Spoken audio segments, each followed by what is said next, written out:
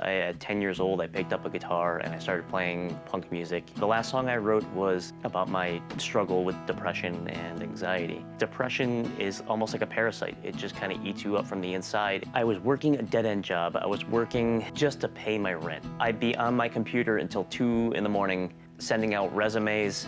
I got an email from one of the producers at that show saying, "Hey, we have a show and we'd like to know if you'd like to start."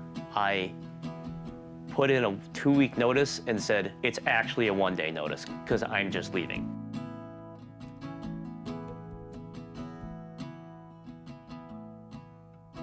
Bob Pepek is a sound designer who found his dream job after struggling with anxiety and depression for years. As a young boy, Bob was subjected to his parents' doo-wop music, which eventually evolved into his passion for music. After years of struggling in his career, Bob finally landed his dream job as a sound designer in animation. Bob and I first met while working on a music video, and we quickly bonded over our mutual love for 90s punk rock, the creative process, and craft beer. In this interview, we talk about what it's like growing up vertically challenged, exploring how music combats anxiety, and how to land your dream job. What was growing up like? Where'd you grow up? How'd you grow up? What were your parents like? Grew up in Enfield, Connecticut. I grew up a petite lad. I didn't break 100 pounds until junior year of high school. I have a sibling that is 12 years older than me, my sister Kim. Because of the age gap, we never really had that brother-sister relationship, that bond like you would with any other sibling. By the time that I had grown up, she was already out of the house and doing her own thing. What did your parents do for work, and what were they like? My parents, also small people. They owned their own bingo supply company for many, many years. So they would supply all the churches and whatnot with their bingo supplies. And they would deliver the supplies, and I would help out as a kid. I would help with the deliveries. My mother passed away back in 2013, and my father's still kicking strong, and he's still doing the retired thing and sitting in front of a TV watching Yankee games all day. You've brought this up to me before. Sound is a very big part of your life. It's part of your livelihood. But talk to me about your earliest memories of music, you know, what you heard, how it made you feel, and then how you actually got into playing music. Music has always been ingrained in my blood ever since I was a kid. My father was a disc jockey with records and whatnot when he was younger. So we always had a basement full of 45s and LPs, everything. We had a 1960s, still have a 1960s jukebox that plays 45s, a working jukebox. I grew up listening to a lot of doo-wop music and music from the 50s and the 60s, which is where I find my passion. I love doo-wop music and whatnot. I've been dragged to a lot of doo-wop shows from my parents. Yeah, I grew up on Beatles and then started getting into more, in my youth, got into more punk music. So I grew up on your Green Day and MXPX, Rancid, everything like that. And that's where I started to get my passion for music. Started playing guitar at the age of 10. My grandmother took me to a JCPenney warehouse, and in the back of their outlet discount area, their clearance section, they had an old jet black Sensonic acoustic dreadnought guitar, which was a whopping $37. And I cried to my grandmother to buy it for me, and she bought it for me, and I taught myself how to play guitar. What did you start writing about at an early age? Do you remember that? Well, to go back even further, I started actually playing piano. I started playing keyboard. And I remember my parents thinking I was going to be this childhood prodigy because I learned everything by ear. I picked up the American and Canadian national anthem we had an old Kimball organ at the house. So, I mean, I taught myself by ear how to play both the American and Canadian national anthem. And they threw me into lessons at Falsetti's Music to teach me how to play piano. The problem with that was that I didn't want to learn how to play Auld Lang Syne and the Saints Go Marching In. So basically, I was told that I had to practice every week, and I would teach myself by ear what had to be played. So my instructors would get really upset with me because they would ask me to play, and they knew that I wasn't looking at the sheet music, but I was playing what needed to be played. I ended up getting frustrated after a while because it was just one of those things where I wasn't playing fun stuff. I wasn't playing stuff that I enjoyed. I wasn't playing Aerosmith or anything like that. I was playing classical music and I didn't enjoy it. So I eventually just kind of trickled out of it and stopped playing keyboard. From there, yes, at 10 years old, I picked up a guitar and I started playing punk music. I taught myself how to play a power chord. Another band that I grew up absolutely loving is the Beatles. So a cousin of mine who he's always been an amazing guitar player, had a tablature book on, it was a beginner's book of how to learn Beatles songs.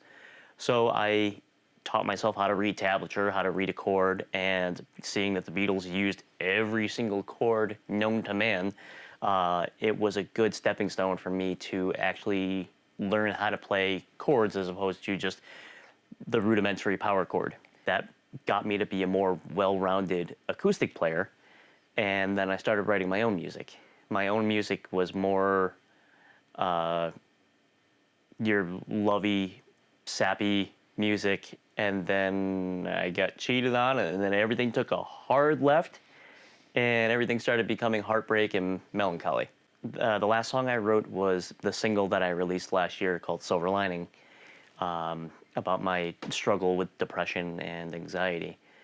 And so it's more, my songwriting nowadays is more modernized to a point where it's not your typical love song and it's not your typical heartbreak. It's more so about more life events. Let's talk about kind of your earliest memories of whether being an anxious kid or a depressed kid, and where do you kind of think that stemmed from? I really feel like my depression started from a very early age because of my cleft lip and palate. I was born with a cleft lip and palate, and obviously you get ridiculed. Any sort of birth defect, you get ridiculed by children, by other kids in your school, and anything like that. Anything they don't understand, they're going to pick on. That was really difficult for me to overcome and to come to terms with this facial deformity that I was out of my control. Nothing I could do about it. So I feel like it did make me a little bit more independent. It got me to be a little bit more resilient. It definitely scarred deep. It's more of compartmentalizing all the stressors and just what's in my control, what's out of my control, and how can I spearhead these one at a time. Between being a business owner, trying to market my business, trying to meet deadlines for clients, trying to make sure that I'm a good father to my daughter, trying to be a good husband to my wife, trying to make sure there's food on the table, make sure that there's gas in my truck. It's just there's so much, and it's really just finding out the hierarchy, that what is the priority, what needs to be what needs my main attention. Because depression is almost like a parasite. It just kind of eats you up from the inside, and it just kind of overtakes your body, and it just kind of shuts you down from the inside.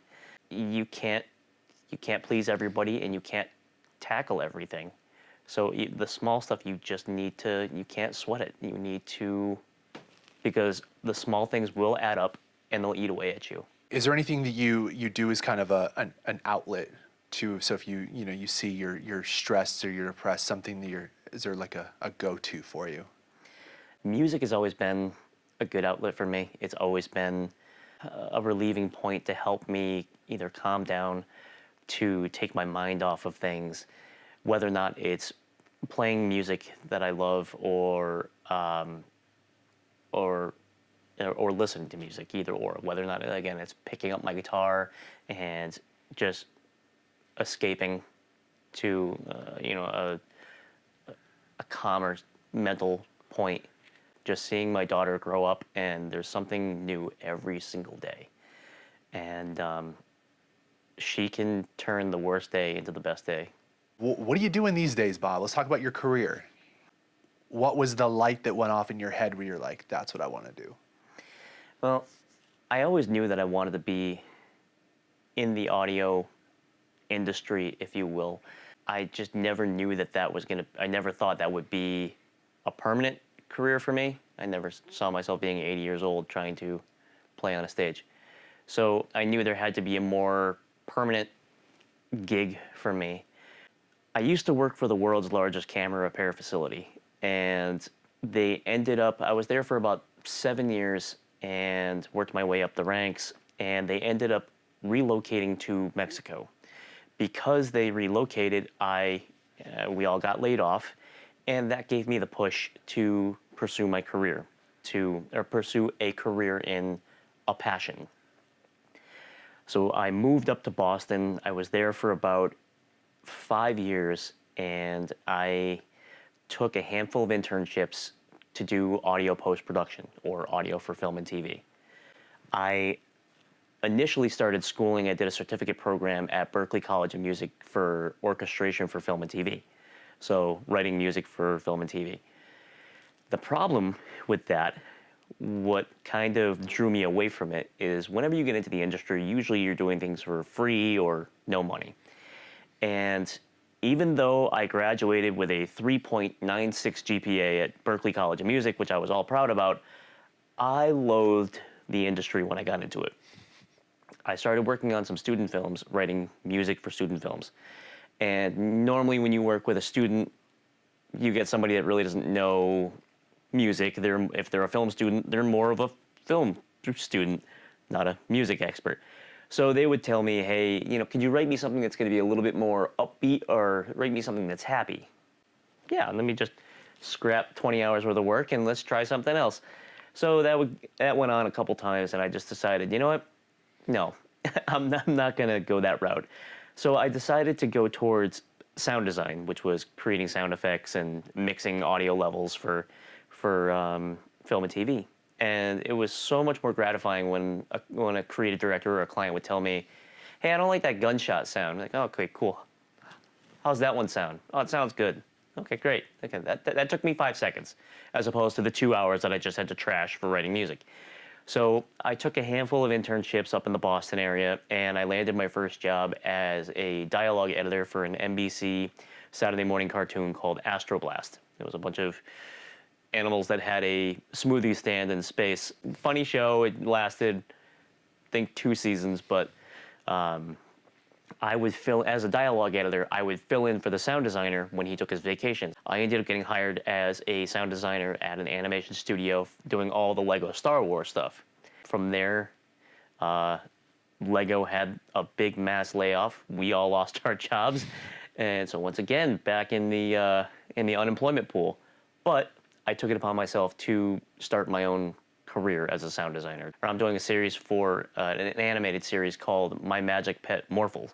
It's a animated kid show about this little girl, Mila, who has her magic pet, Morphle, who can morph into whatever she asks him to. I do everything from short films, feature-length films, to commercials. There's not a day that I don't go into my office and I don't absolutely love what I do. Has there been a defining moment in your life, whether it was something bad to happen in your life or something good to happen in your life, but something that really kind of turned you into Bob? I think a huge turning point for me was when I was living in Boston, working a dead-end job. I was working just to pay my rent, and I was working long hours, draining hours, and I was working with just horrible people. I was working a warehouse job with a bunch of very angry people that just hated their lives, hated their jobs, and they just projected it on everybody. The negativity was everywhere. My day consisted of, I would wake up in the morning, I would get dressed, I would go to this horrible job. I'd get to work for about maybe 7 or 8, and I would have to work until about 6 in the evening, and there was a lot of overtime and whatnot. So I'm working extra hours with people I don't like and that make me angry. I would come home, I'd have enough time to eat, shit, shower, shave, and then I'd be on my computer until 2 in the morning or 3 in the morning, sending out resumes, researching anything to get me out of this funk, to get me out, because this is what I wanted to do for a career. I didn't care if I was making minimum wage. I would have worked 20 hours in an audio job rather than work one more minute at this horrible warehouse job. I interviewed for a dialogue editor position, and I thought the interview went incredible. I hit it off really well with the interviewer. I knew a bunch of people that he knew. It felt like a foot in the door. It felt like it was a match made in heaven. Everything was going to work out. And I emailed back about a week later asking, like, hey, just wanted to follow up. I wanted to say thank you for interviewing me. Just wanted to check in on the interviewing process. And I didn't hear anything back. So 2 weeks went by, 3 weeks went by, and I finally emailed again and said, hey, I just wanted to follow up again. And they said, oh, I'm really sorry that no one got back to you. We actually offered the position to somebody with a little bit more experience. Never thought I could get even lower because I knew I had to go back to that warehouse job the next day. I'll never forget it. It was February 16th. I had called up my wife and told my wife, I don't know if this is going to work out. I don't know if I'm probably going to have to move home and I'm going to have to find another job, kind of like my camera repair job or something. Maybe the audio industry isn't for me. I got an email from one of the producers at that show saying, hey, we have a show and we'd like to know if you'd like to start on the following Monday. It is the one and only time I will ever tell you that I put in a 2-week notice and said, it's actually a 1-day notice because I'm just leaving. It was the most pivotal point in my life that I felt so much weight come off my chest that I didn't have to struggle every day, that I didn't have to deal with all this depression and anxiety every single day.